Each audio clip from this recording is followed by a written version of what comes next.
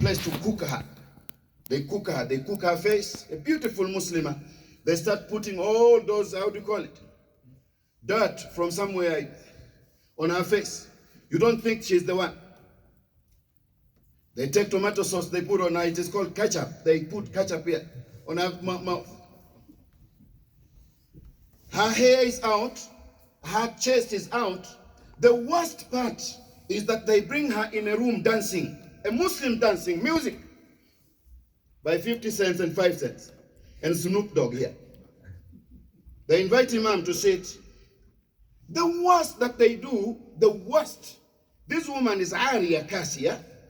She covers here, but the net is a mosquito net. The clothes she has, mosquito net, and is see-through, and she sits. They are advertising her in front of people. Where does Islam dictate that? Where does Islam permit that? Did you invite Imam to come and sit with your wife is here and you are here? Imam make nikah. Do you know why we've been coming?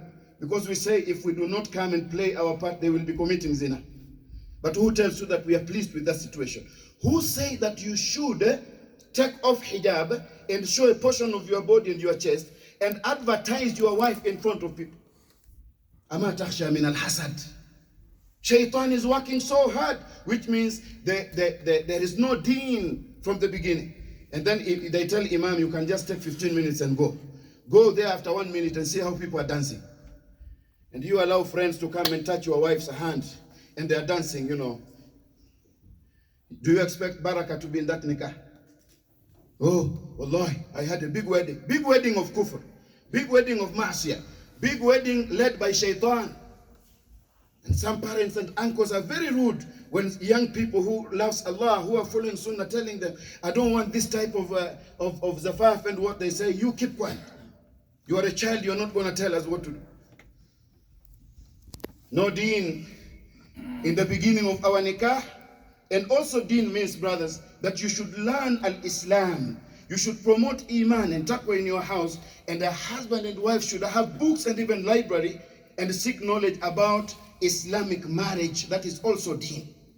If there is deen, wallahi, you will have a good life. And Allah subhanahu wa ta'ala is going to qualify you, a husband and wife, as a good example for your children. Nikah started like that. Zafaf was like that. And then you went for a honeymoon. You are in Miami Beach and Florida. You take selfies when you are naked on the beach with your wife. You are showing everybody. Even Imam Shafi is seeing you. What is happening in my marriage? You invited shaitan from day one. And then there is no deen in your house. So that is the second point. Establish deen and ibadah and salah wa ma ila dhalik in the house. Inshallah, things will be okay. Number 3. We call it dhikrul mahasin wa shukruha. When things are not going good, can you please remember good and kindness that has existed amongst you and even be grateful on them, than just focusing on little things. They can be bad, but just focusing on that, because there is always good amongst people than bad. How comes that we only promote bad more than good? يقول الله سبحانه وتعالى ولا تنسوا الفضل بينكم. Do not forget good, generosity, good moments. Do not forget that this girl, this sister, she was a girl. When you approach her, she left everything, her parents, her mom, her home, her happiness for you. Don't forget that. And sister, don't forget that this brother sacrificed. Yes, when he chose you, he chose you. So do not forget goodness and kindness and generosity that has existed amongst you. You find that when things are not going good, this is when people start talking bad about one another. That should not happen. Deal with the problem, but you need to focus on promoting and even appreciating one another, because it is a journey. Brothers, I have made some nikah. I have presided over some nikah in our community here. It never lasted for 12 hours. So living with somebody for 1 day, that is a year. And 1 year to me is 10 years. Under one roof, somebody who you are never born with, and you are never born together. You are never raised in one house. Two different people with two different personalities. It's not easy to put, to marry your personalities, to agree. It's not easy to connect your hearts together. You cannot just talk about evilness of somebody without talking about mahasin, good. Had we talked about good, wallahi, rahmah of Allah subhanahu wa ta'ala will be there and shaitan will be defeated. Don't forget that when you speak about bad and bad and bad, this is bad, and you think that another woman is going to fix that or another husband, you are lying. And if you're going to get a wife and your wife is going to get a husband, what about your children? Who are they going to get? One of the kaid of shaitan is وَيُفَرِّقُونَ بِهِ بَيْنَ الْمَرْءِ وَزَوْجِهِ. Why do you give shaitan chance to separate, to destroy the family? Shaitan will never destroy the family if you talk good about one another. If you promote goodness and kindness and generosity that existed amongst you. But as soon as you start talking bad and evil and telling people bad things about one another, shaitan is clapping and he is taking over. Another thing, number 4, is as-sakina. Marriage in Islam is not meant for violence, domestic violence, violation, fighting, harming one another, hurting one another, calling police, threatening one another, going to jail for one another. No. يقول الله سبحانه وتعالى ومن آياته أن خلق لكم من أنفسكم أزواجا لتسكنوا إليها. One of the signs of Allah is that He created us from one another. He created us for one another so that we can establish and find peace, repose, and harmony in one another. Sisters, sometimes they make a mistake in this area. One of their allegations when they are lecturing husbands at home is that you don't even love me anymore. You don't even love me anymore. Like, but you don't even give me a hug. Like, a hug is between two people. Why can't you come and give me a hug? If I don't say I love you, why can't you say I love you? The point is that establishing a sakina, peace and harmony, is a two-way thing. Don't just wait. You did not come in marriage to die a baby. You have to grow and mature. You establish that peace and you will get what? You will get reward. But don't just sit down blaming. Same to husbands. You don't treat me like you used to treat me before. With that voice, you don't treat me. How? A baby with a big voice in the house. If you are talking like that to your wife, and sometimes children are hearing, then who is mature in that house? You or your children? If your wife doesn't do something that you should be doing, do it. Solve the problem. Don't be part of the problem. So Allah subhanahu wa ta'ala says, لِتَسْكُنُوا إِلَيْهَا, and as-sakina is against all violation, domestic violence and abuse. Is a Muslim does not abuse his spouse. Now, before we thought that it's men who are beating women. Oh, nowadays women are beating men. Women are beating men nowadays. Out of 10 cases that I have, wallahi 7, you will hear that, oh, my husband beat me. Then husband say, I didn't want to say this, Imam, because it's shameful, but she beat me so bad. Husband saying she beat me so bad. Imam, look at this. I told people at work that I just felt that, but it was her who beat me like this. Rasul sallallahu alaihi wasallam, Aisha radiallahu anha, Anas ibn Malik reports that ما ضرب رسول الله صلى الله عليه وسلم شيء بيده قط. The Prophet sallallahu alaihi wasallam never hit something. He never hit with his hand. And he said, وَلَا امْرَأَةً وَلَا خَادِمًا. Rasul never hit his wife with his hand. Rasul never even hit a housemaid. He did not do that. Except in matters of jihad. Then Rasul sallallahu alaihi wasallam could fight to defend his deen and his honor. Beating your wife does not qualify you to be a man. You are not. A woman that you loved yesterday, a woman that you share bed with, you have children, a woman that has been taking care of you, you take your, no matter how she has annoyed you, if Rasul didn't do it, then do not hide under the eye. فَضْرِبُوهُنْ. Do not hide under the eye. Because you need to know what Ibn Umar and Ibn Abbas are saying about that darb. You break your wife's bones. Yesterday you called her Habibti. Today she becomes baghidti. Yesterday, you are my son, you are my moon. That is how we lie a day before we commit those crimes. You are my son, you are my moon. You are lying. How can your wife be your son? You are my whole world. Your wife tells you that before she fixes you, before she calls police on you for something that would have been solved. You are my whole world. Today he was your whole world. What has happened today to make him a trash? As-sakina. Another point is mawaddatun wa rahma. Allah subhanahu wa ta'ala says وَجَعَلَ بَيْنَكُمْ مَوَدَّةً وَرَحْمَةً.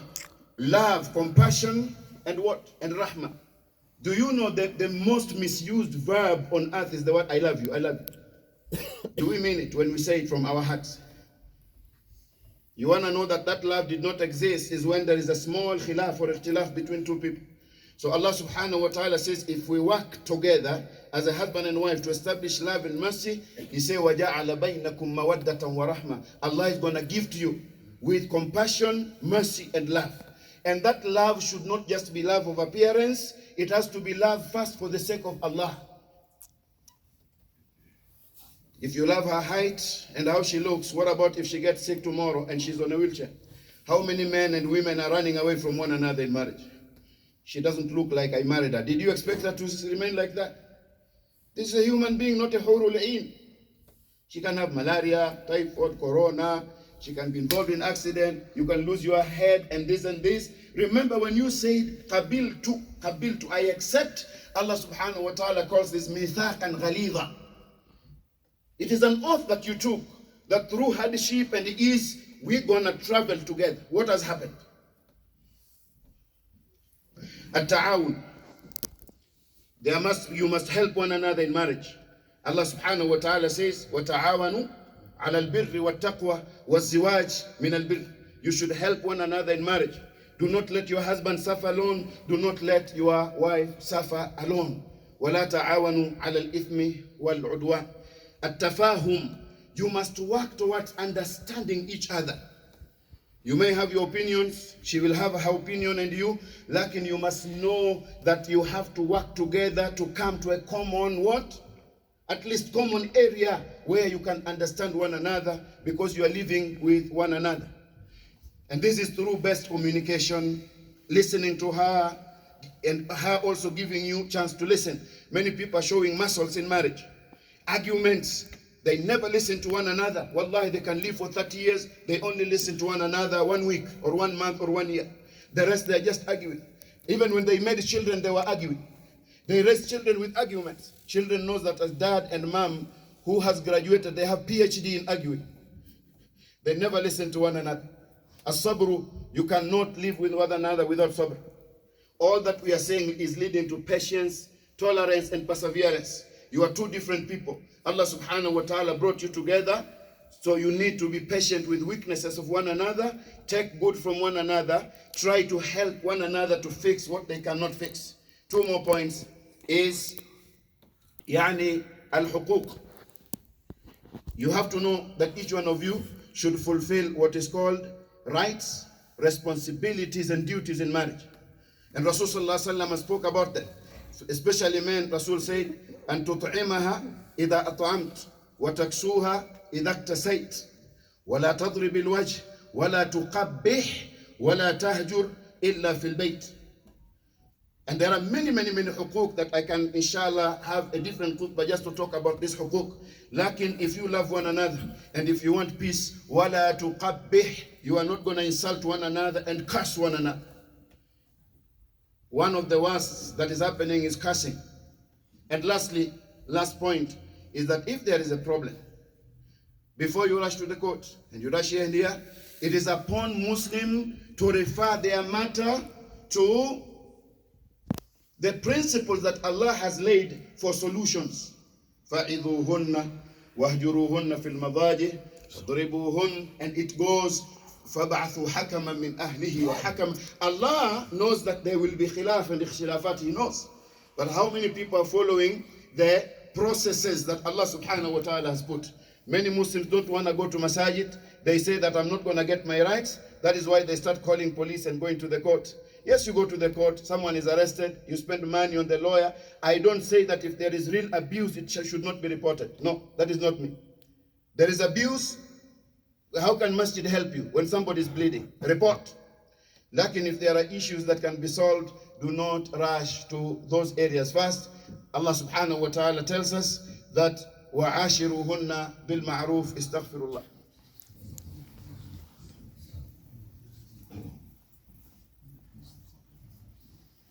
الحمد لله رب العالمين والعاقبة للمتقين ولا عدوان إلا على الظالمين وأشهد أن لا إله إلا الله وحده لا شريك له وأشهد أن محمدا عبده ورسوله بلغ الرسالة أدى الأمانة نصح الأمة جاهد في الله حق جهاده حتى أتاه اليقين. أعوذ بالله من الشيطان الرجيم. إن الله وملائكته يصلون على النبي يا أيها الذين آمنوا صلوا عليه وسلموا تسليما.